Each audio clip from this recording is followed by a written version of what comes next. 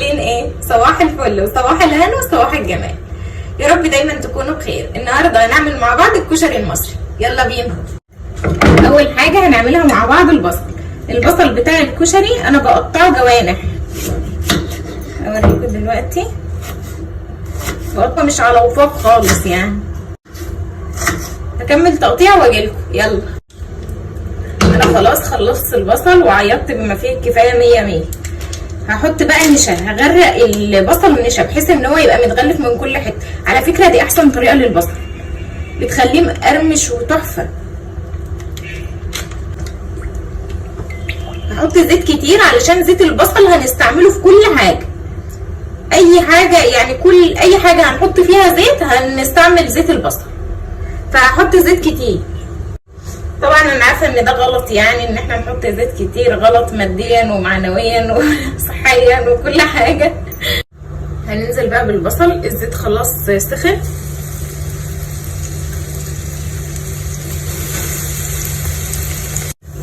هنعمل ايه بقى؟ هنعمل العدس. انا عامله كوبايه واحده، هغطيها بالميه كده، وهحط لها ايه بقى؟ هحط لها معلقه توم صغيره ومعلقه كمون صغيره اهي، معلقه توم صغيره وهحط لها معلقه كمون صغيره كده.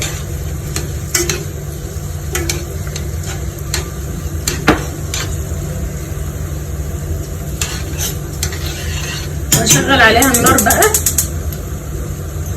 اول لما هتبدا تغلي هبدا ان انا اوطي عليها علشان يشرب الميه ويستوي.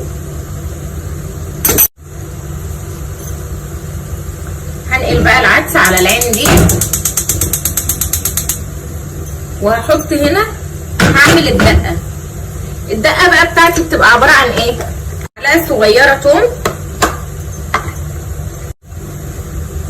معلقه صغيره كمون، ومعلقه صغيره كزبره، معلقه صغيره كزبره بس، وكوبايه ميه بس. واسيبها بقى تغلي براحتها خالص. اول لما تبدا تغلي هقوم طافيه عليها واعصر عليها نص ليمونه بس.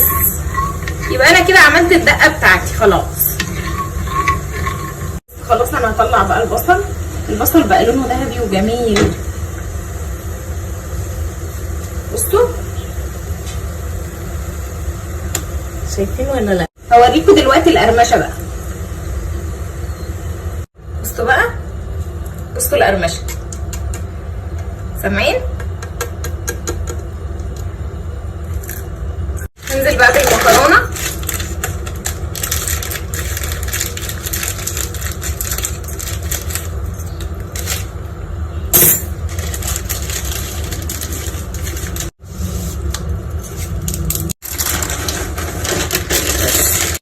انا بقى هحط المكرونه هنا، هحطها هنا علشان اعمل الصلصه.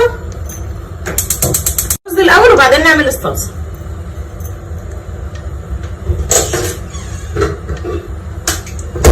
هعمل الرز بقى.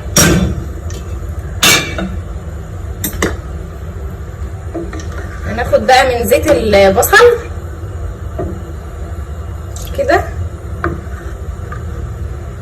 هنحمر فيه بقى الشعريه، وهعمل بقى الحركه دي. بصوا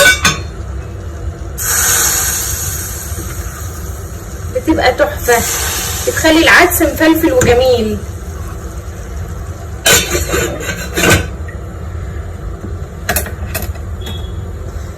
هنزل بقى بالشعريه. انا عموما بعمل الشعريه نص كميه الرز، يعني لو عامله كوبايه رز بعمل نص كوبايه شعريه، لو عامله كيلو رز بعمل نص كيلو شعريه. بصوا انا هحط بقى واحده مرقه دجاج، وهحط رشه كمون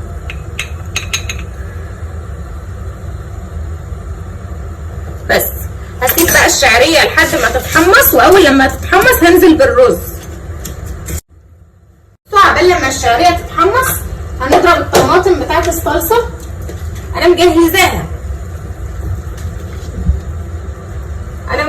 ومقطعاها يا دوب، بس هحط لها شويه ميه كده بس، وهحط لها لها شويه سكر. انا بحب السكر قوي مع الطماطم عشان بيشيل الحموضه بتاعتها.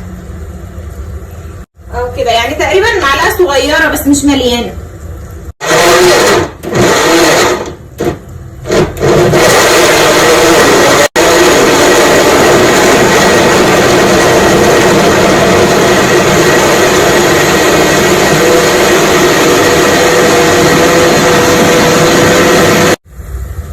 خلاص الشعريه اتحمصت بقى بتاعتي، بقى خدت اللون ده. هبدا ان انا بقى انزل بالرز عشان يتغلب بالماده الدهنيه برضو، وبعدين هنزل بقى بالميه.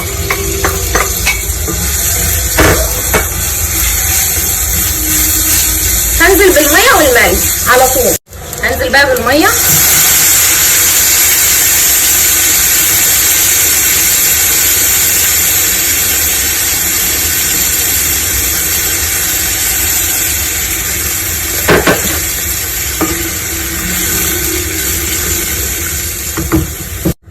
والمكرونه كده استوت. هروح اصفيها وبعدين هنعمل بقى الصلصه هنا.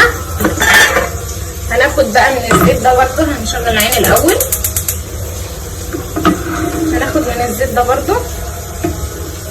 هنزل بمعلقه توم كبيره، يعني معلقتين صغيرين. هحط معلقه توم كبيره ومعلقه كمون صغيره ومعلقه كزبره صغيره بس، وملح. مش هحط اي حاجه، وانا حاطه كده كده سكر في الطماطم، حاطه شويه سكر. الثوم اتحمر اهو بقى لونه اصفر. هبدا ان انا انزل بالطماطم.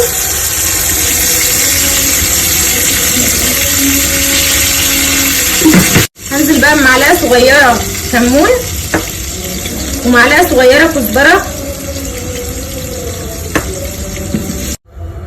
هنقل بقى الصلصه هنا تتسبك.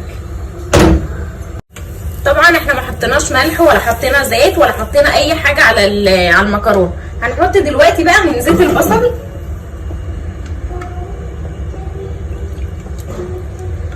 المنظر ده كده.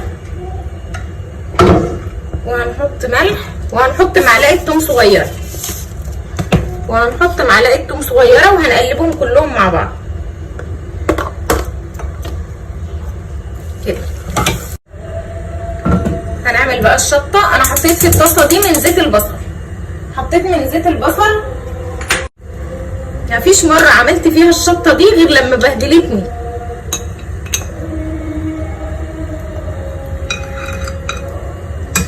حلوه كده ولا ايه؟ شويه كمان. هنقلبها شويه وبعدين هنقوم ضايفين عليها شويه من الدقه وشويه من الصلصه. خلاص هي كده اتقلت اهي. لا شوفوا لي بقى الجمال، شوفوا لي الجمال. يستحق التعب اللي بيتعب عشان. ايه رايكم؟ قولوا لي رايكم في الكومنتات وجربوه بطريقتي وان شاء الله يعجبكم. باي.